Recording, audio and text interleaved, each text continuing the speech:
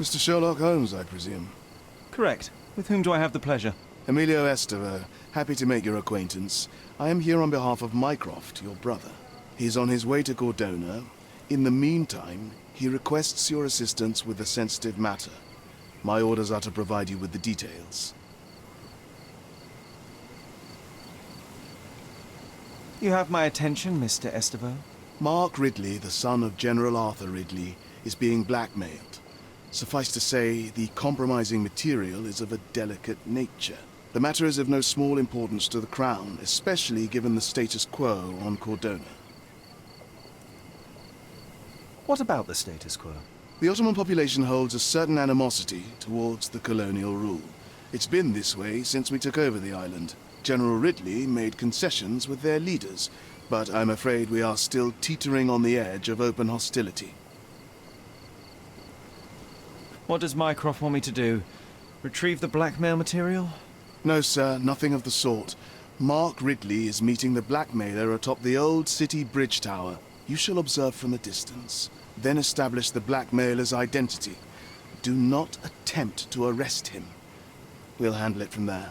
Saving the best for yourself? Fine. There is a cafe just over the bridge that provides a good vantage point. Please report to me when you are done. I'll be waiting for you here, and remember, discretion is of the essence.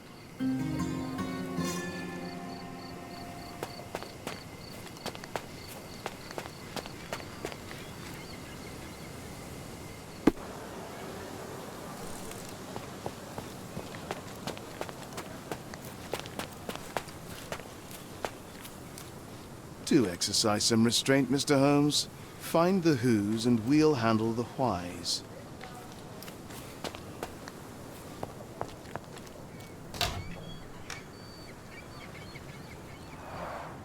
It's a bizarre object, and yet oddly familiar.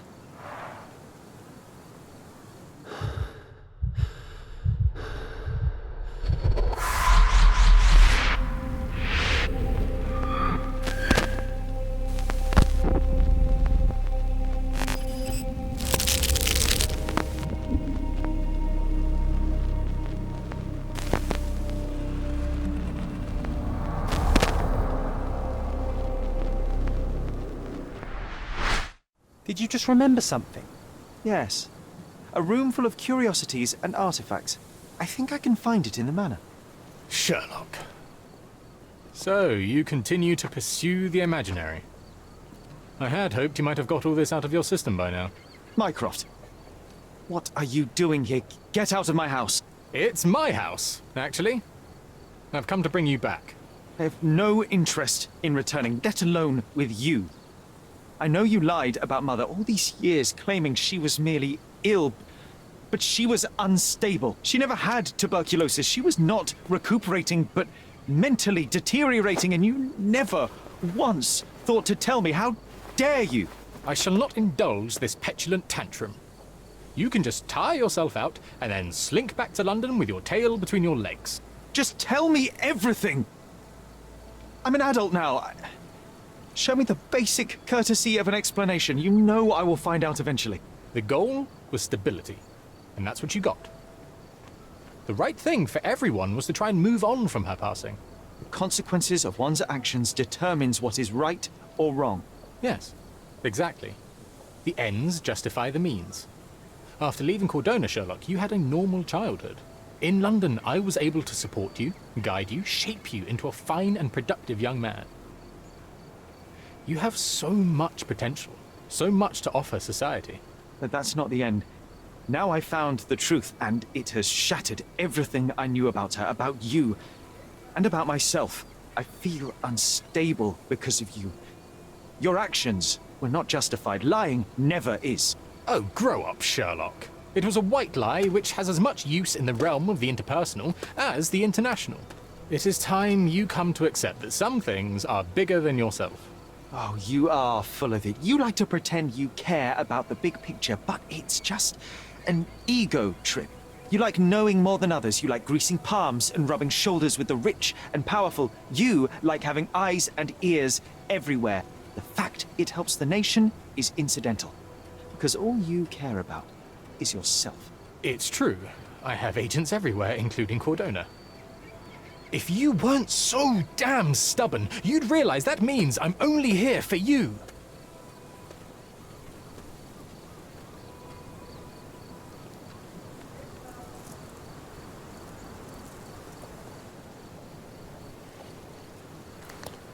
Just look at this thing. It's huge.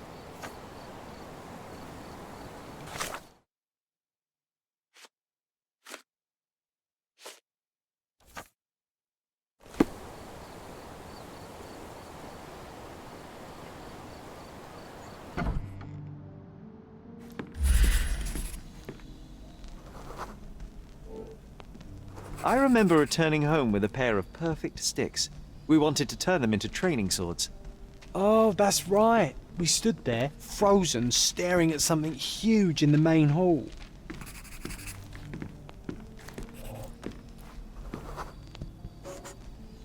It was a giant aquarium with a living mermaid in it.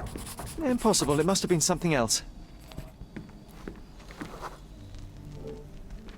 Oh, of course, that mortifying hoax presently taking up space in our front yard. Well, fine. Your memory's better than mine. But I'm sure we started examining it immediately. And someone else was around too.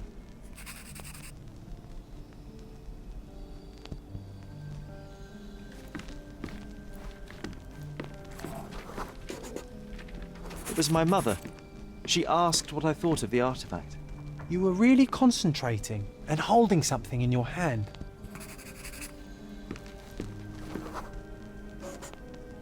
I inspected it with a magnifying glass and was able to confirm it was made of two different skeletons. The mermaid was a fake. And so it was time to smash the thing. Your mother took a hammer and... Slow down, John. That's not how it happened. I remember other people joined us. The workers took the artifact and placed it into the cabinet of curiosities. It became part of Mother's collection of fakes. She always said that the truth lies in the details. This mermaid helped me to learn that.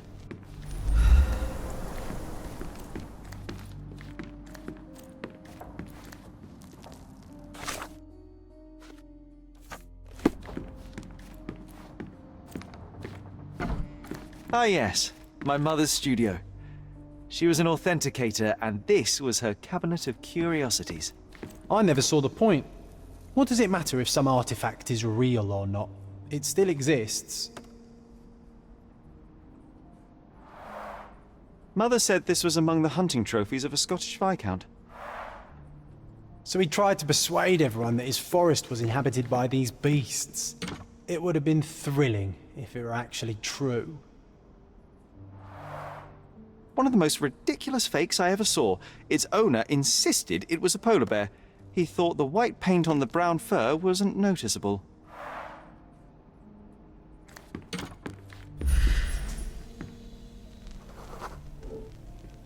I remember this cozy blanket. It was perfect for... Wigwam! Oh, that was a joy to build them.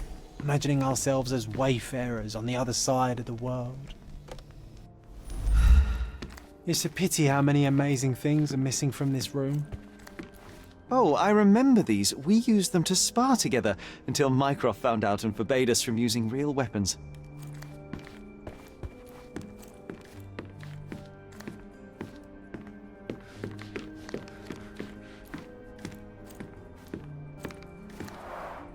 The full plate armour of Sir Robert Swanford. I was told my father won it in a wager.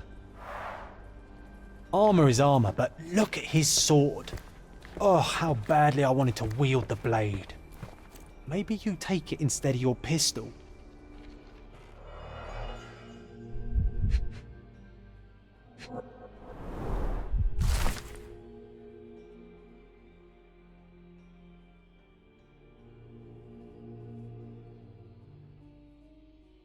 Clearly, it was deliberately torn.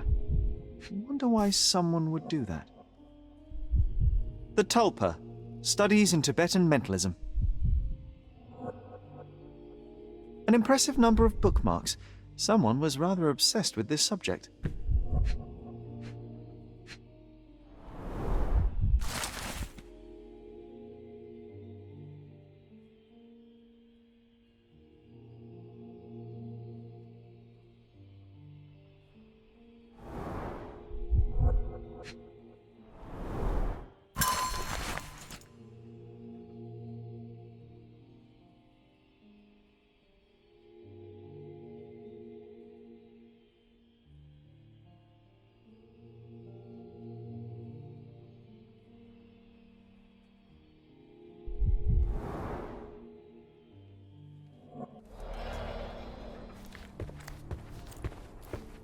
And this one was brought from a German museum. They claimed it belonged to Vikings. Nonsense, of course. Vikings never had horns on their helmets. The so-called mummy of a Persian princess. The defrauders did good work, but missed one small detail. It's the mummy of a man.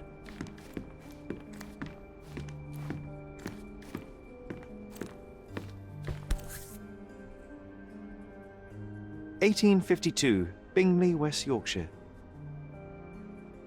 This photo caused a lot of fuss. My mother spent some time to prove it was a fake.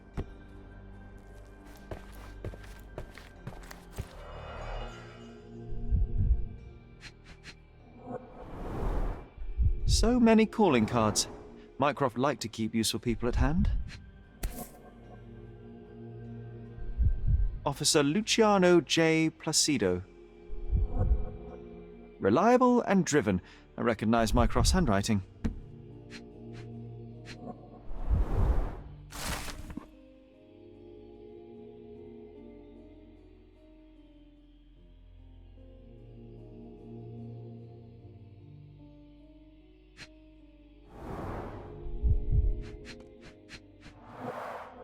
This drawer was always closed.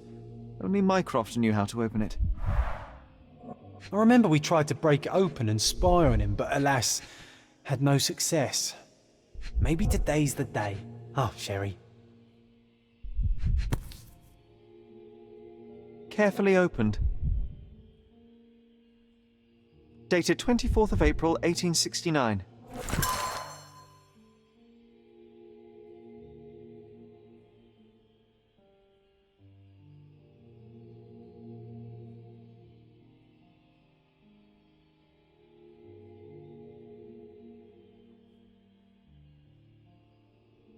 I'm starting to remember something.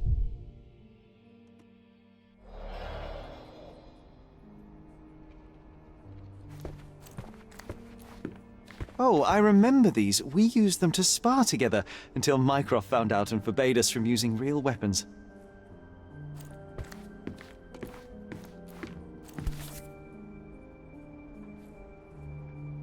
Watkinson and Holman, Chapter 1, by Wallace D. Oram. Oh, Mycroft. He always acts so serious, but then reads tripe like this. John, if I remember correctly, you couldn't put this book down.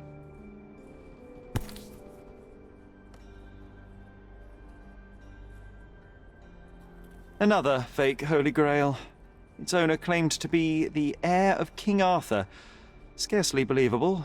He also insisted a deadly rabbit was hunting him.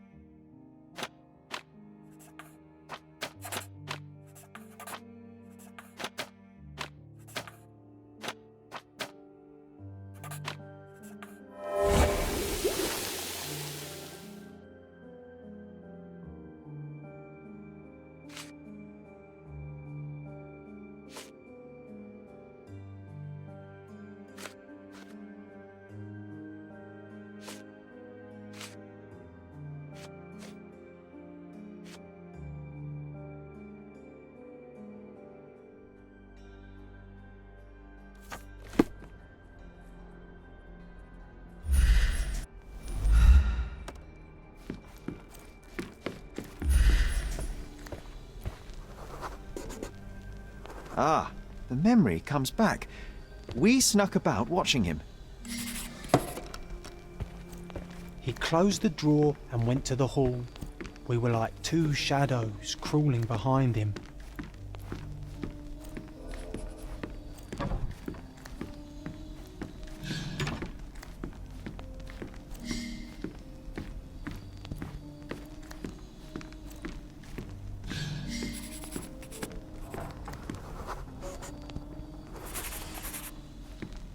The painting on the wall was slightly atilt.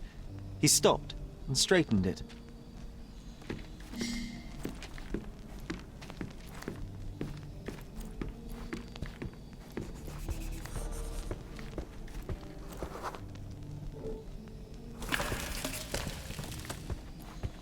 Then he threw some logs into the fire and sat in his armchair to read.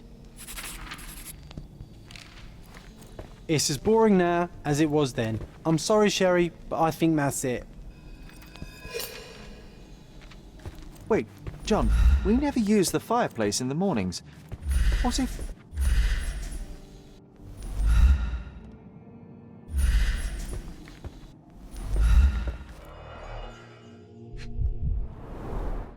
A bit of juniper in the fireplace created a soothing atmosphere. It's the little things, isn't it?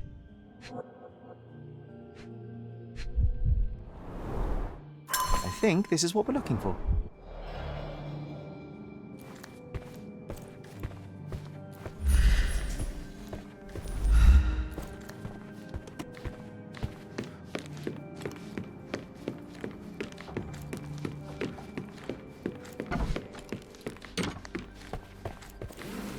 We made it.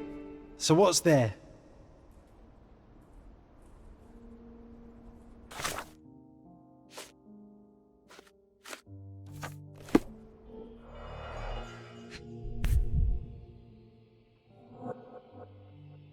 Gifted by Queen Victoria herself. Single malt whiskey, Mycroft's favourite.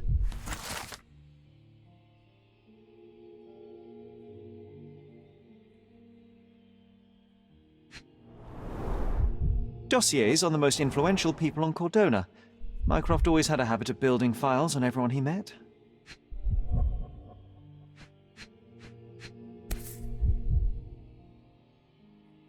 Otto Richter.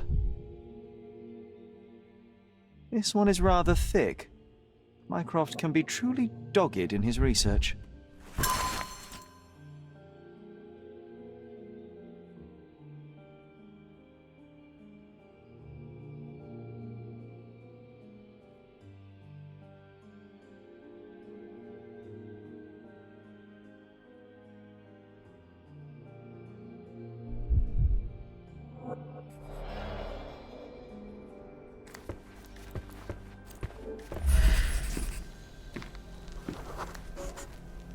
I used this ladder to look at the top shelf, right?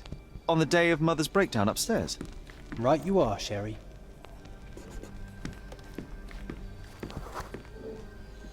We heard a noise. I can't recall of exactly what. And we didn't have a great view from behind the statue.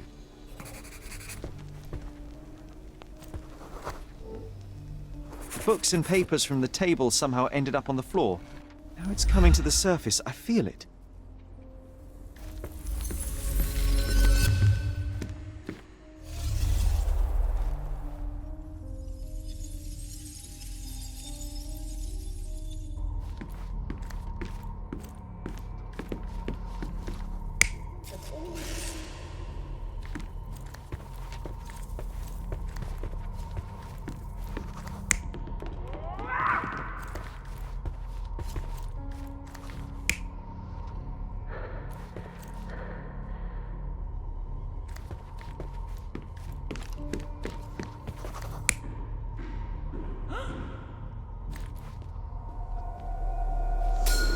Come on, Sherry.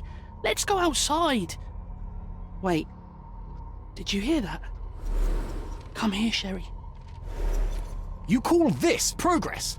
Charlatan, amateur. I'm not letting you anywhere near my mother again.